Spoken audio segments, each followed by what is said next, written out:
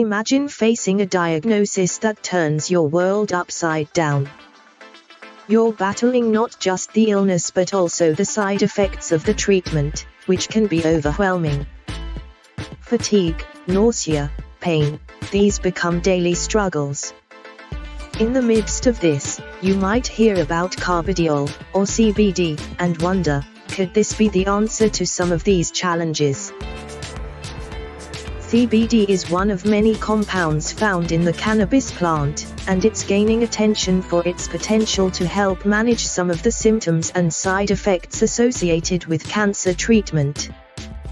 But is it really as promising as it sounds? And more importantly, can it play a role in fighting cancer itself? Let's explore these questions together, looking at what we know, what we don't, and what the future might hold. First, let's clarify what CBD is. CBD is often confused with THC, another compound in cannabis. THC is the one that gives you that high feeling when you smoke or ingest it. CBD, on the other hand, doesn't have this psychoactive effect. So, if you're concerned about feeling out of it, CBD isn't likely to have that impact. But what about its potential benefits? One area where CBD might help is by managing symptoms like pain and nausea. For many people undergoing cancer treatment, these symptoms can be severe and hard to control.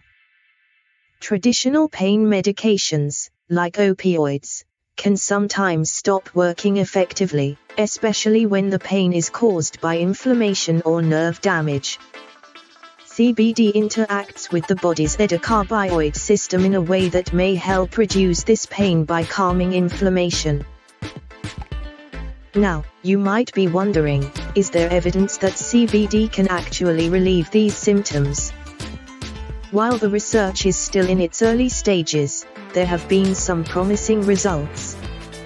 Small studies suggest that CBD might help reduce inflammation, which could, in turn, alleviate pain. But it's important to remember that these studies are just the beginning, and more research is needed before we can draw any firm conclusions. Another symptom that CBD might help with is nausea, especially for those who experience it as a side effect of chemotherapy. However, this is where things get a bit tricky. The nausea relief effect seems to come from THC, not CBD. So, while some people find that cannabis products help with nausea, it's often the THC doing the heavy lifting, not the CBD. If you're considering using cannabis to manage nausea, you'll need to be prepared for the psychoactive effects of THC.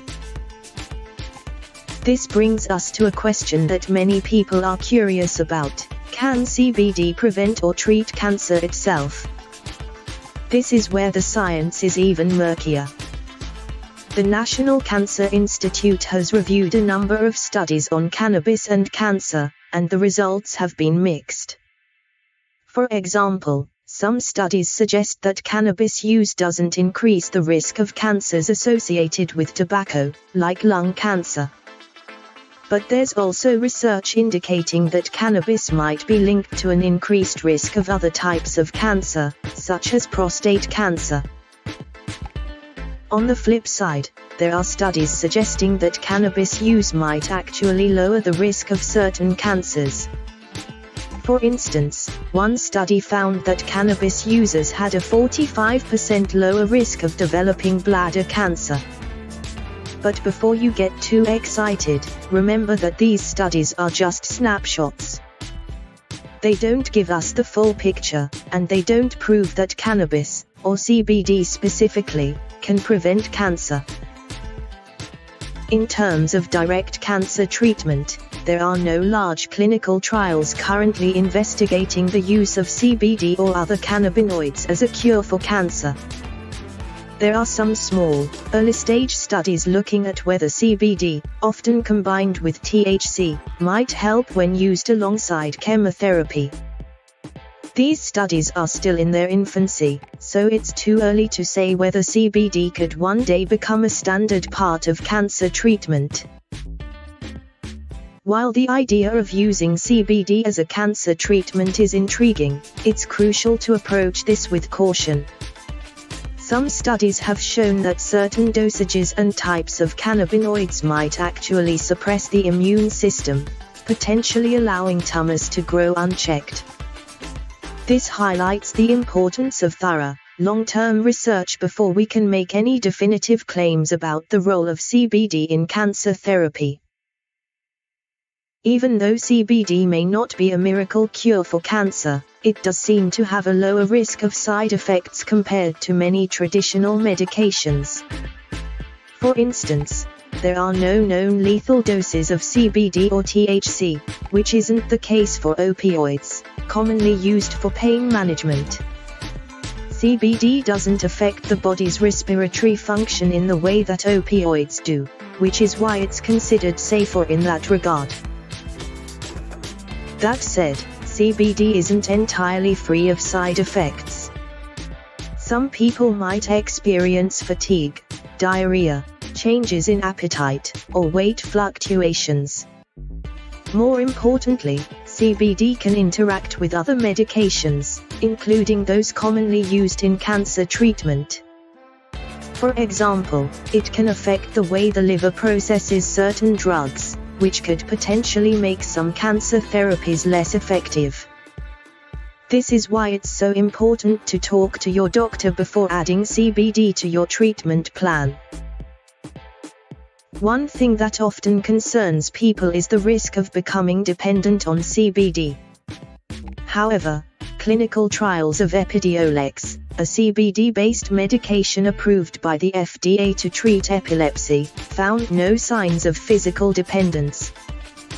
But the safety information for Epidiolex does mention potential liver issues, so this is something to keep in mind if you're considering using CBD. Speaking of safety, let's talk about the legality of CBD. The 2018 Farm Bill made hemp-derived CBD products with less than 0.3% THC federally legal in the United States.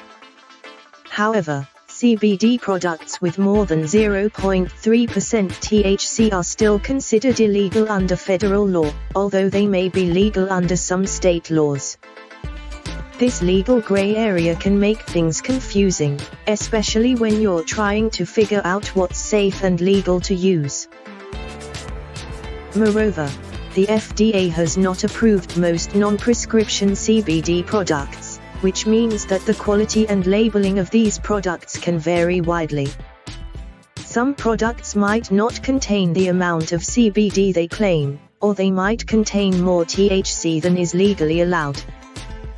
This is why it's so important to buy CBD from reputable sources and to check the laws in your state, especially if you're traveling. So, where does this leave us? CBD is an exciting area of research with the potential to help manage some of the symptoms and side effects of cancer treatment. But it's not a cure for cancer, and we need more research to fully understand its benefits and risks. If you're considering using CBD, especially during cancer treatment, it's essential to talk to your doctor to make sure it won't interfere with your treatment plan. In conclusion, while CBD holds promise in certain areas, it's important to approach it with a clear understanding of what it can and cannot do. The world of CBD is still new and rapidly evolving, and while it might offer relief for some, it's not a one-size-fits-all solution. Stay informed, consult with healthcare professionals, and keep an eye on future research as we continue to explore the full potential of CBD in the context of cancer treatment.